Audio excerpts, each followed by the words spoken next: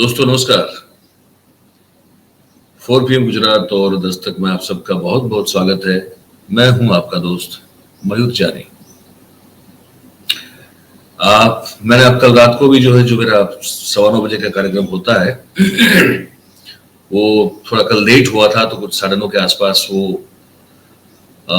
Relay हुआ था और आपने वो देखा होगा, जिसमें मैंने आपको जो है शायद अब ये कहने की कोई हमारी ना आदत है ना तो कोई उसमें हमको कोई वो होता है कि बहुत बड़ा फकर ले लें, क्योंकि हम उस होड़ में उस दौड़ में नहीं है कि हमने ब्रेक किया या हमने सबसे पहले दिखाया। लेकिन इसलिए ये कहना जरूरी हो जाता है कि हाँ, अगर आपने कुछ जो बड़ा महत्वपूर्ण मुद्दा है और उस पर आप अगर कुछ जानकारी सबसे पहले अगर दिखाते हैं तो उस पर बड़ी विनम्रता के साथ ये कहना जरूरी होता है कि ये हमने सबसे पहले आप तक ये बात पहुंचाई, क्योंकि मुद्दा ऐसा है। तो वो था कि किरण पटेल को कल हमारा कार्यक्रम आपने देखा हो तो हमने जो है वो विजुअल आपको दिखाए थे, जहां पे वो अहमदाबाद पुलिस उसकी कस्टडी लेकर चल रही है और वो चलते चलते फिर आगे बढ़ रही। कुछ 14-15 सेकंड का वीडियो था और फिर हमने कहा था कि कुछ दोपहर के बाद ये लोग निकले, 36 घंटे लगेंगे इनको किरण पटेल को अहमदाबाद पहुंचाने में, और उस 36 घंटे में से 12 घंटे जो है 24 घंटे जो है वो चले गए और अब 12 घंटे बाकी है।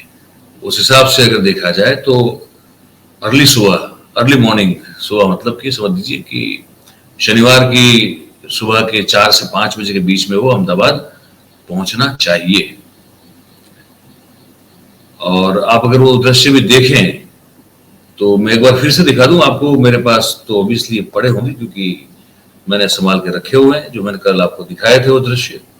अगर मैंने यहाँ पे डिलीट ना किए हो तो तो मुझे लगता है शायद मैंने अपने यहाँ के लाइब्रेरी से शायद डिलीट किए हैं, और हो सकता है कि वो जो है फिर वो मैं अभी जो रिकॉर्ड कर ही रहे हैं तो फिर मैं इसको ज्यादा करने की कोशिश नहीं कर रहा हूँ, लेकिन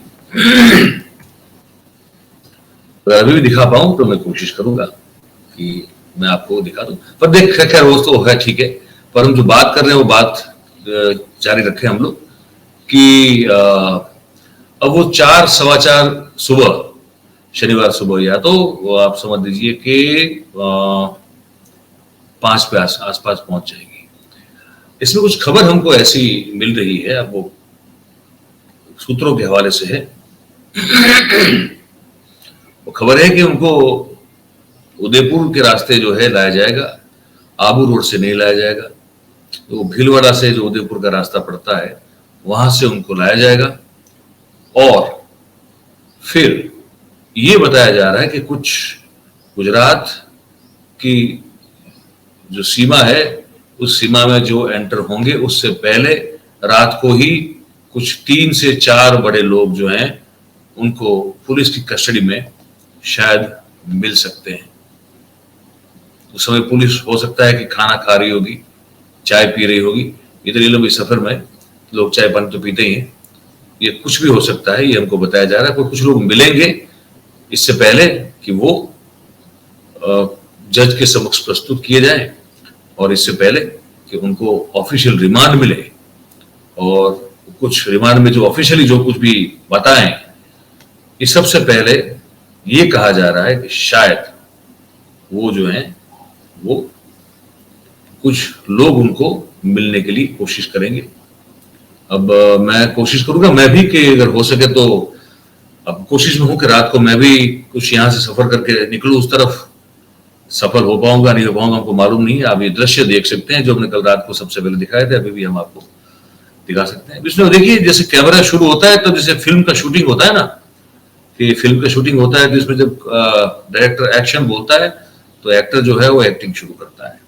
यहाँ पे देखिए कि आप वो लोग जो है पुलिस वाले, हमारे जो गुजरात पुलिस के लोग हैं वो भी, और जो किरण पटेल है वो सब खड़े हुए हैं।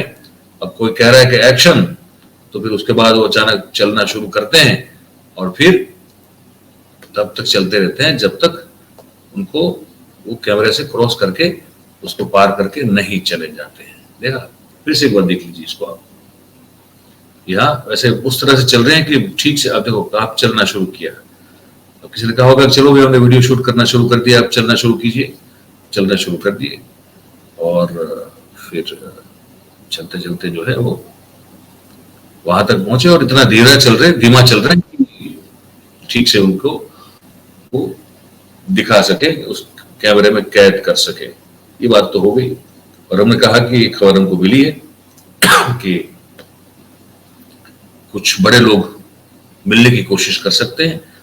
कितना ये सच साबित होगा या नहीं होगा, ये इस पर हमारी नजर रहेगी। हम शायद जा पाए ना जा पाए, लेकिन नजर हम रखेंगे कि क्या हो रहा है उस पूरे मामले में। अब गुजरात कांग्रेस जाग उठी इस मामले को लेकर, ठीक है। उनके मुख्य प्रदेश प्रवक्ता हैं मनीष दोशी साहब। उन्होंने एक पत्रकार वार्ता की और उन्होंने कुछ बड़े बड़े आरोप लगा दिए हैं। तो मैं उस बारे में बता दूं कि विपक्ष की आवाज को जगह देना बहुत जरूरी है। सरकार तो अपनी आवाज अपने प्रचार माध्यम के द्वारा लोगों तक पहुंचा दे रही थी, विपक्ष की हालत थोड़ी खराब है, तो उनकी बातों को आप तक पहुंचाना जरूरी बनता है। तो वो जो है उन्होंने कुछ प्रेस वार्ता की है, उसमें उन्होंने जो कहा है मेरे सामने है, मैं आपको बताता हूं। उन्होंने कहा कि अब ये जो आप अपनी खुद की पीठ थपथपा रहे कि किरण पटेल को हमारी सरकार ने पकड़ लिया, तो ये इस बारे में जवाब मांगते हुए मनीष दोशी ने कहा, पूछा कि किरण पटेल जो महाठग है, इतना बड़ा धूर्त है, ये बहुरूपिया जो है, इसके आपके बहुत सारे महानुभाव हैं, भारतीय जनता पार्टी के नेता हैं, बहुत सारे मंत्री हैं, उनके साथ के जो फोटोग्राफ हैं वो फोटोग्राफ वो वेरीफाइड सोशल मीडिया अकाउंट पे है। तो इन सब के साथ इस बड़े इतने महाठग की निकटता है, वो कैसे बनी, इस पर आप कभी जवाब देंगे क्या? सवाल सही है उनका। कह रहे हैं कि ये बात बिल्कुल तय है कि ये बहुत बड़ी राष्ट्रीय सुरक्षा की चूक का मामला है। तो क्या इस पर आप तक आपका कोई निवेदन अब तक क्यों नहीं आया? पूछ रहे हैं कि नकली, अगर गुजरात में एक डमी व्यक्ति जो है वो बिना विदाउट पासिंग एनी एग्जाम अगर वो पीएसआई का कोचिंग लेने के लिए इंस्टीट्यूट में घुस सकता है, और किरण पटेल जैसा आदमी अगर इतना बड़ा फर्जीवाड़ा करके Z+ सिक्योरिटी लेके 4 बार की विजिट कर सकता है श्रीनगर की और जम्मू की, तो ये कौन सी व्यवस्था आप चला रहे हैं? इस बारे में कभी जवाब देंगे क्या? क्या इस राज्य के गृह मंत्री, गृह राज्य मंत्री या मुख्यमंत्री कुछ बताएंगे इसके बारे में? कह रहे हैं कि ये सवाल पूछा गया मनीष दोशी के द्वारा कि गुजरात के मुख्यमंत्री कार्यालय में जो बरसों पुराने पीआरओ थे, उनके साथ किरण पटेल की क्या संबंध थे और उन्होंने किरण पटेल को क्या क्या सुविधा उपलब्ध करवाई इस पूरे घोटाले में, इस पूरे कांड में, इसका जवाब चाहिए। और ये भी बताइए कि जो हितेश पंड्या जो पीआरओ थे, उनके पुत्र जो खुद भारतीय जनता पार्टी के सोशल मीडिया के पदाधिकारी थे, वो भी क्या किरण पटेल को लेकर, क्योंकि वो भी पकड़े गए हैं, वो भी जेल में है, तो वो किस तरह के संबंध थे उनके, उस पर भी खुलासा होना चाहिए। कहा कि आपने हितेश पंड्या के सुपुत्र अमित पंड्या को, जो उनकी सीसीटीवी वाली कंपनी को जो बहुत सारे काम और कॉन्ट्रैक्ट दिए हैं, तो कितने करोड़ रुपए का अब तक सरकार ने कॉन्ट्रैक्ट दिया है, इस पर खुलासा होना चाहिए। बात सही है। अच्छा, ये पीआरओ हितेश पंड्या जो है, उनके इस्तीफे को लेकर आगे कोई भी जांच न हो, उस तरह की कोई व्यवस्था की गई है, या फिर आपने जो भी आपकी जो प्रशासन आपका जो है, वो भी इसमें कहीं ना कहीं उनकी मिलीभगत है, उसको छुपाने के लिए फिर उनको एक सेफ पैसेज दिया गया है, क्योंकि इसमें आगे कोई जांच नहीं हो रही है ना, इसलिए सवाल हो रहा है। सवाल ये भी सही है। और एक और सवाल पूछा है कि जो उच्च पदाधिकारी है और पुलिस अफसर है, उनको बचाने के लिए, क्योंकि बताया जा रहा है कि इन सबके साथ किरण पटेल के बहुत घनिष्ठ संबंध थे और बहुत पुलिस अफसर और सरकारी अफसर को किरण पटेल चूना लगा चुका है, तो क्या इसीलिए, क्योंकि वो कुछ बोल न दे इस बारे में, उनके 2 नंबरी पैसों के बारे में, तो इसलिए क्या कोई बड़ी महत्वपूर्ण और गंभीर धाराएं नहीं लगाई गई है? क्या तर्क है इसके पीछे, ये पूछा गया है।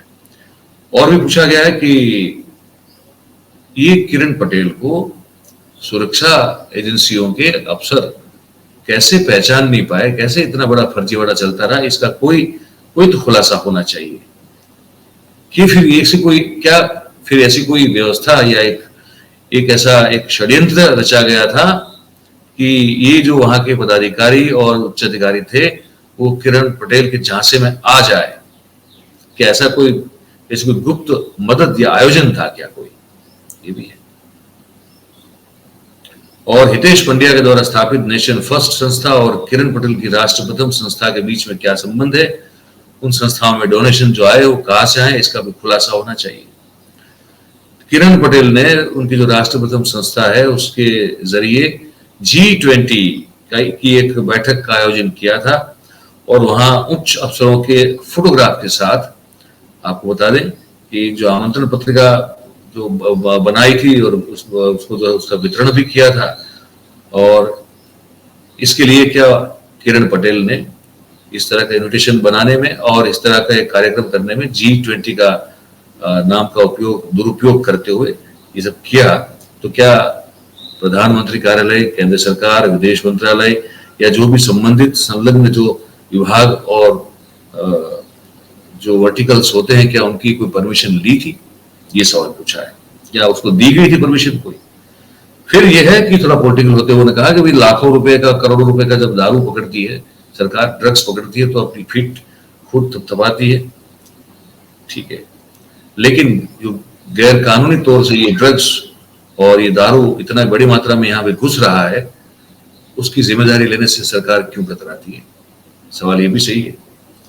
और कह रही है कि भाई जो माइनिंग में जो एक तरह का बंदरबाट चल रहा है यहाँ पे, है ना, और लाखों करोड़ रुपए की जो रेती है, मट्टी है, पत्थर है और मिनरल्स हैं, उनकी चोरी पकड़ी जाती है तब सरकार वाहवाही उठती है कि हमने चोरों को पकड़ लिया। लेकिन अरबों रुपए की जब मिनरल्स की चोरी हो जाती है तो उसको पकड़ नहीं पाती है, तो सरकार इस बारे में क्यों चुप रहती है?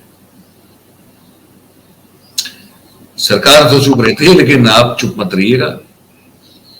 आप अपनी जो भी प्रतिक्रिया, राय या प्रतिभाव जो भी हो इस बात को लेकर कमेंट करें और हमको बताएं। और अगर अच्छा लगता है तो फिर लाइक करें, सब्सक्राइब करें, करवाएं, शेयर करें, ताकि हम ज्यादा से ज्यादा लोगों तक पहुंच पाए। तो इस कार्यक्रम को बस इतना ही है, लेकिन आप हमारे साथ जुड़े रहें और फिर और एक मुद्दे पे बात करने के लिए मिलते हैं। आप सबका बहुत बहुत धन्यवाद। Thank you very much.